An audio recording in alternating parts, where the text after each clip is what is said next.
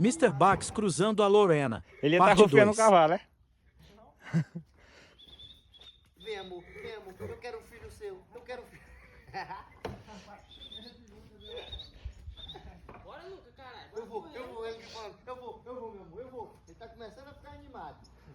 Abre aí, mano. Ih, pô. Deixa não, pô. Eu quero filho seu. Deixou a corda entrar debaixo do cor da égua, pô.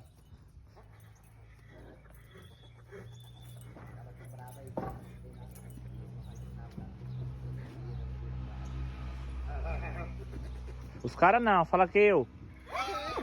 Tá com ciúme, ele tá com medo, sapê. De vaqueiro, Medo não, é safadagem isso aí, ó.